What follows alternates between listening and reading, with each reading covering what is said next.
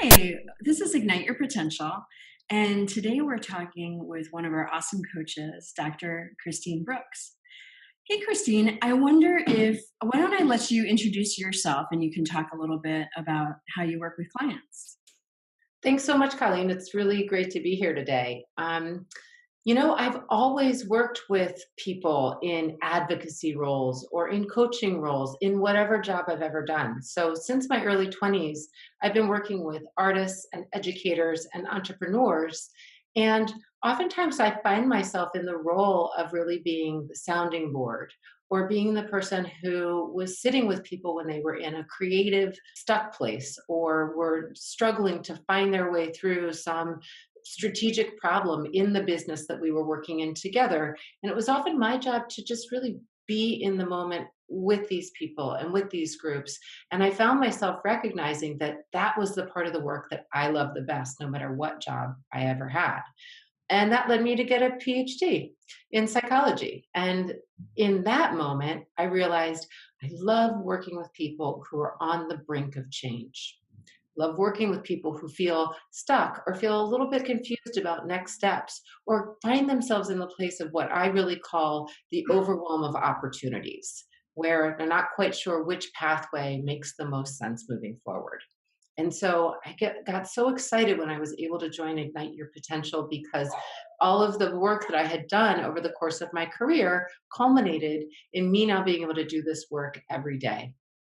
And so I really feel like I'm able to hold space for people so that they can experiment and ask questions and be in their curiosity about what the future holds for them. Excellent. Thank you so much for sharing that.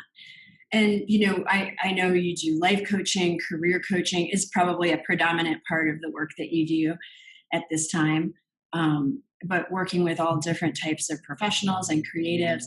One of the things that many of the coaches at Ignite do when they're doing career work with someone is begin by doing an inventory, looking at their personality and their strengths and their values.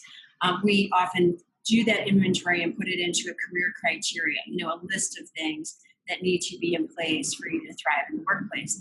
I know, Christine, you're an expert in the Enneagram. That's the method that you use for assessing people's personalities as part of this process.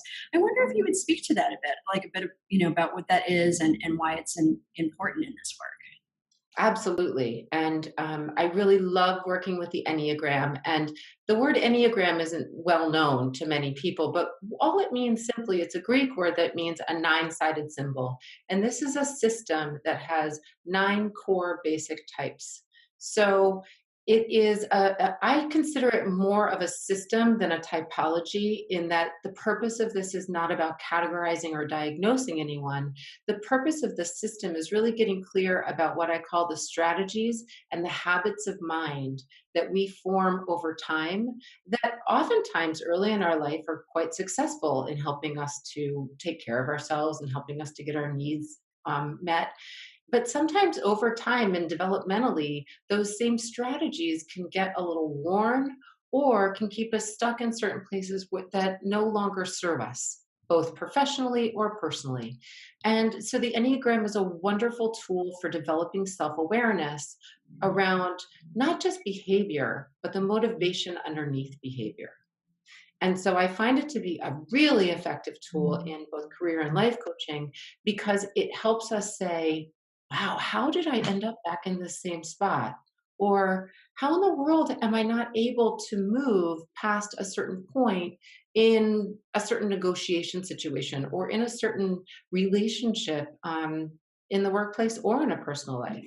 And the Enneagram is so wonderfully relational and so wonderfully geared toward helping us grow as opposed to just be sort of in the same spot all the time, that I just find it to be an awesome starting off place in the coaching process because it gives me and my client a common language that we can work from and a common set of understandings about potential patterns that might be showing up. And that gives us a wonderful chance to then say, okay, if that strategy is not working anymore, what's an opportunity for growth or for looking at this differently and creating some wonderful action steps for seeing if there's another way that feels right for where I am right now.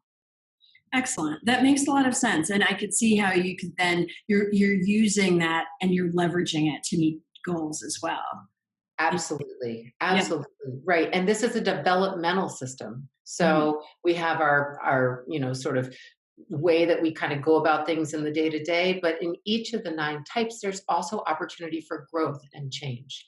And so as we're creating those action plans and leveraging these ideas into action, this is simply yet another self-awareness tool to say, okay, where am I headed?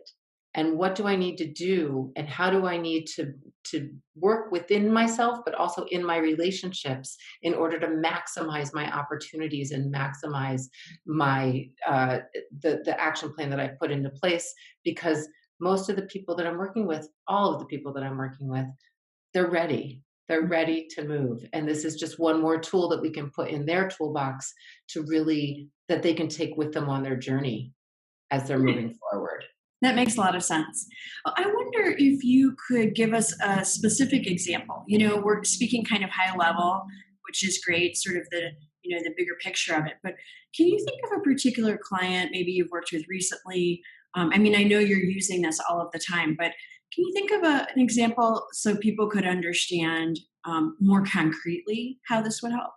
Sure, sure. So, just one more general thing that I think will help solidify the example that I'm about to share.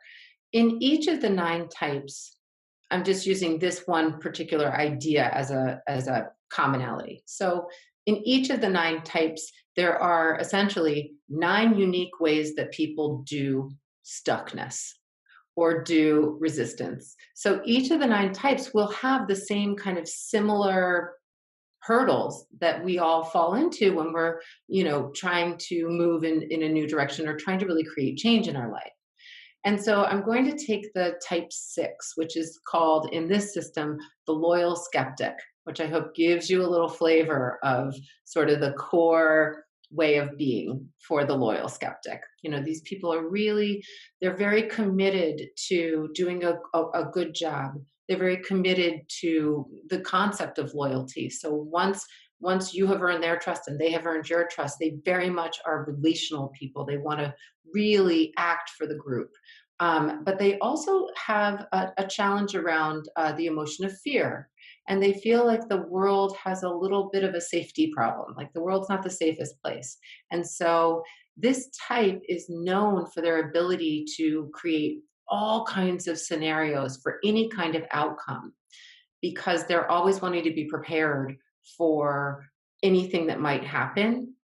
But as you can imagine, that sort of over preparedness can in itself create stuckness because the mind is so busy and so preoccupied with making sure that safety will be achieved that taking action can become really challenging because we never quite know what's going to happen in the future. We can't predict the future. All we can do is move through the present. And so I was working with a client who's a type 6, and this client really wanted to make a profound pivot from one career path to a completely different career path, including needing to go through a set of examinations in order to achieve this career path. And the process could happen relatively quickly once the decision was made. So for this example in particular is about real estate. And so the process of becoming a real estate agent can happen fairly quickly in terms of taking all the tests and becoming certified and getting started. But it was getting started on taking the tests that was the challenge because there was no concrete and surefire predictability of passing all of the tests. So, what was really challenging for this client was saying, okay, I can step into this process without having 100% certainty. And what we did was we really worked with the growth opportunity of what it means to be a type 6, what it means to be a loyal skeptic. And we played with this concept of kind of playing out all the worst case scenarios that we could come up with. And what that did was it created a sense of reality checking of what is possibly the worst thing that could happen? And once we got clear that the worst thing that could happen was needing to retake the test again, there was just this sense of calm.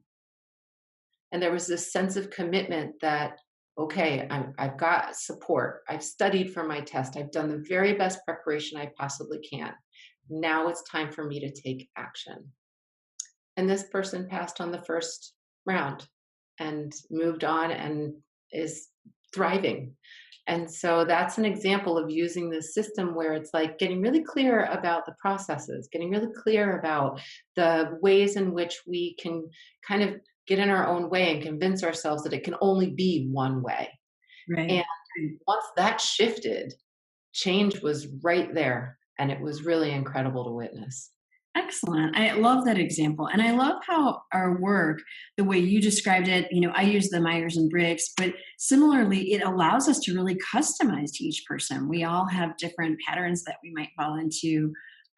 It's really even neurological, right? But I love that description of acknowledging that, sort of understanding the lay of the land, and even doing some work around, okay, let's go down that path for a minute. What are the worst case scenarios? And helping someone really take a look at that and then make a different decision or a new, fresh pattern. Excellent. Absolutely. Yeah, Yeah, I love that. absolutely. Well, I'm so glad we got to talk about this a bit today and people could get a sense of how you're working with people. Just as a way of wrapping up, I'd love for you to share, a little bit about next steps if someone wanted to, have a conversation with you. Sure. So I am happy to do a 25-minute complimentary session by phone with anyone who would like to learn more. I'm always curious about having that conversation and getting to know someone who might want to work with me. And that way we can really see if we're a good fit for one another, if I can be of service where they are on their journey right now. So that phone call can be scheduled through the scheduler that is on our website. And I always have slots open during the week. Um, and once that phone call is completed, if we do decide that we want to work together, I work with all of my clients in the exact format that we're in now through Zoom. But of course, we're in a recording right now, but we would be doing Zoom live together. And so we would set up that first session. I have startup paperwork, including an Enneagram assessment, that I always send out before that first session. And that way we have a real substantive platform to dive right into in the first session and really get to work. So those would be the steps that we'd take. Excellent. All right. Thank you so much, Christine. That was wonderful. On this recording, as we finish, you'll see Christine's information and a link to her scheduler, and we can go from there.